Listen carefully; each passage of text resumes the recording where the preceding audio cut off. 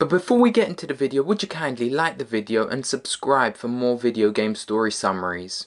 The Last of Us Part 2 starts with Joel explaining to Tommy that he killed the Fireflies in order to save Ellie, because making the vaccine would mean Ellie dies. He also told Tommy that Ellie doesn't know what he did. Joel and Tommy ride back to Jackson. Joel visits Ellie's house and plays guitar and sings for her. He gives her the guitar and says that they can start their lessons tomorrow, as he promised to teach her how to play in the first game. 4 years later, Ellie is woken by Jesse knocking on her door. We find out that Ellie has had an eventful evening. She kissed Jesse's ex, Dina, had an argument with someone, and Joel shoved that person. As Ellie puts on her jacket to go out, you can see Sam's robot from the first game. Before they all leave on their patrols, we find out there's tension between Ellie and Joel from Maria, Tommy's wife. Then you play as a new character who's searching for someone she thinks may be in Jackson. Meanwhile, Ellie and Dina find an underground weed farm on their patrol, struggle to open a jar of weed, so Dina smashes it. Dina and Ellie start smoking weed because of a blizzard outside, become flirtatious, and then things become hot and sweaty. Then we switch back to Abby again, as she gets attacked by a runner, and luckily for her, Joel and Tommy's patrol was in the region, so Joel saves Abby. They can't outrun the horde to Jackson in the blizzard, so Abby suggests to flee to where her friends are holed up, so they go. We then go back to Ellie's perspective. Once Ellie and Dina are done doing whatever Christian activity they were doing, Jesse shows up saying Joel and Tommy haven't shown up to get relief from their shift, so the three split up to find them. Once Joel, Tommy and Abby get to Abby's friend's location and introduce themselves, Abby shotguns Joel's leg and Nora knocks out Tommy. Like his badass self, Joel says, "Why don't you say whatever speech you got rehearsed and get this over with?" Abby then starts swinging with a golf club. Ellie makes it to the cabin that they're holed up in and tries to shoot Abby and save Joel, but she gets restrained and begs for Joel to get up and for them to stop. She watches as Abby delivers the killing blow. After this traumatic event, Ellie and Tommy have a discussion as they want revenge, but Maria can't spare people to leave as it will leave Jackson vulnerable. Ellie points out that if it was the other way around, Joel would be halfway to Seattle already, because the killers had Washington Liberation Front jackets. Then they hug it out. Before Ellie and Dina leave in search of Abby and the WLF, they visit Joel's grave and his house, where Ellie lovingly smells his jacket, looks at the picture of him with his daughter Sarah, takes his revolver and the broken watch Sarah gave him. Ellie goes down to see Maria, who reads a letter to her. Tommy left, saying not to let Ellie go after him.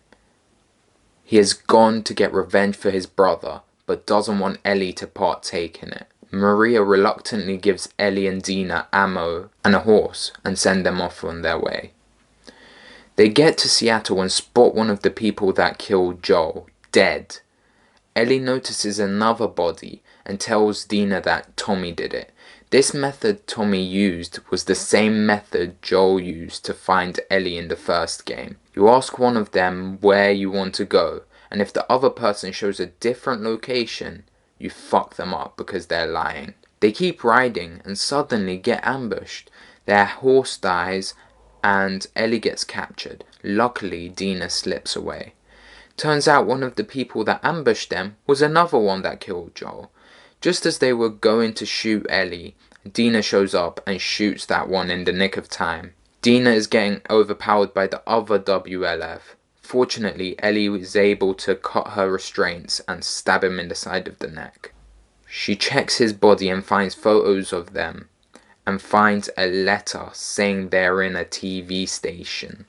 As they proceed, they get attacked by infected in an area with spores, and Ellie's gas mask breaks. Dina goes to share her gas mask, so Ellie is forced to tell her about her immunity.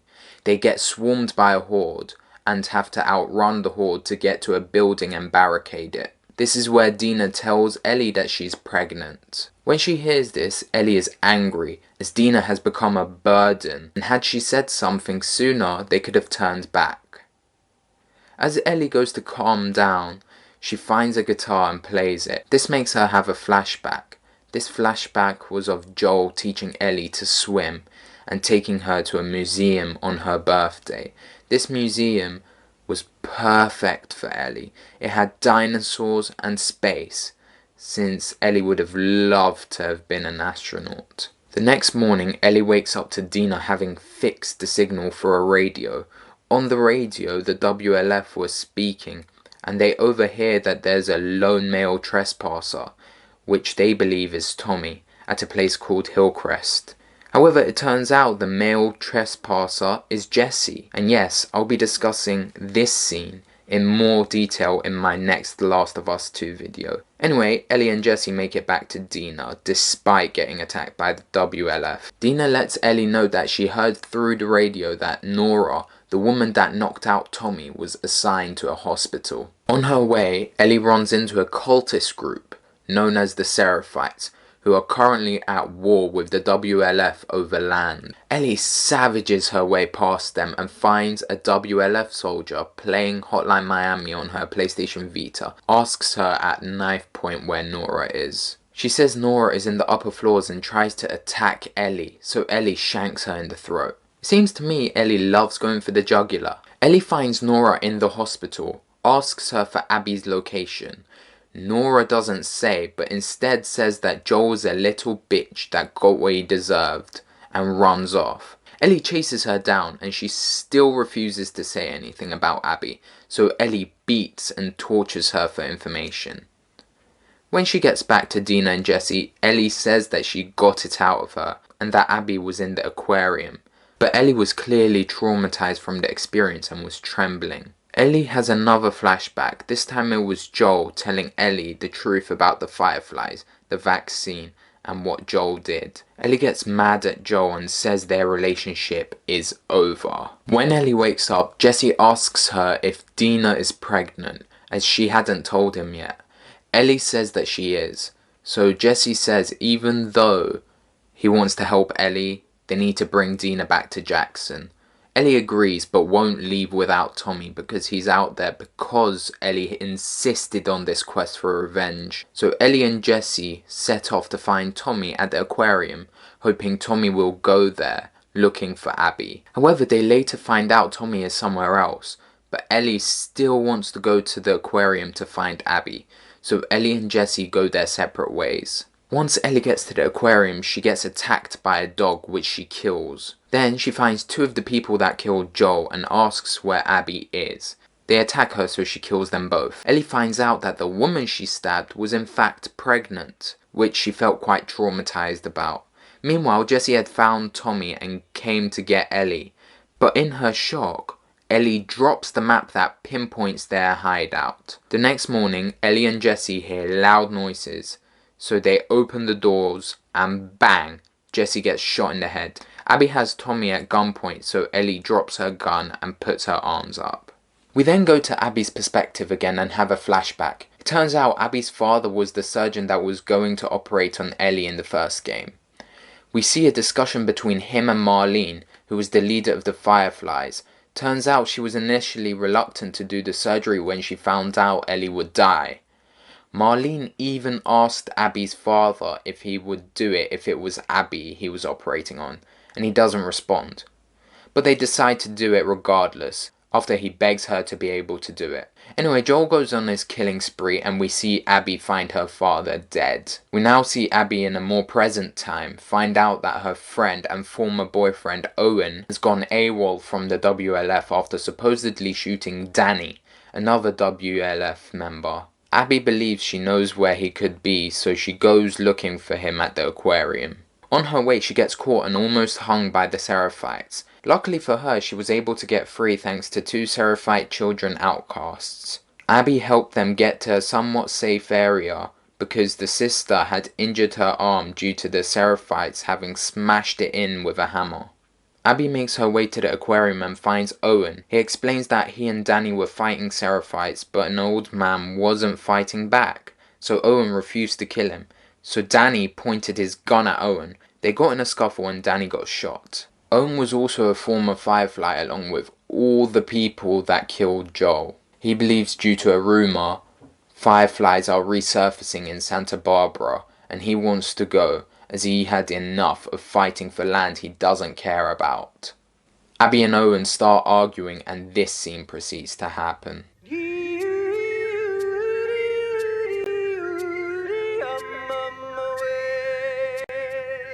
The next morning, Abby feels guilty having left Lev and Yara, the Seraphite children, in a trailer so close to the Seraphites looking to kill them. But as she gets there, Yara is in worse shape, so they go to the aquarium so Mel, a nurse, can take a look at her. By the way, Mel's also pregnant with Owen's baby. Yeah. Turns out Yara's bone had shattered so it needed to be amputated. But Mel didn't have the equipment needed to be able to amputate her. So Abby goes to the WLF hospital that Nora's at to get the equipment. She had to fight some sort of Resident Evil boss to retrieve it, but eventually she makes it back and Yara is successfully amputated and makes a full recovery. After she has recovered, Yara and Lev argue about what to do next. Yara wants them to go to Santa Barbara with Owen and Mel, but Lev wants to go back to their mother, so he runs off by himself. However, Yara says he won't be welcomed back with open arms, as Lev disobeyed tradition by shaving his head. When trying to find boats, Abby runs into Manny, someone else that killed Joel. They start getting sniped at by Tommy. They have him in an area and try to smoke him out, when Tommy comes out of another door and pops Manny with a headshot. Abby and Yara are able to find a boat and get to the Seraphites island.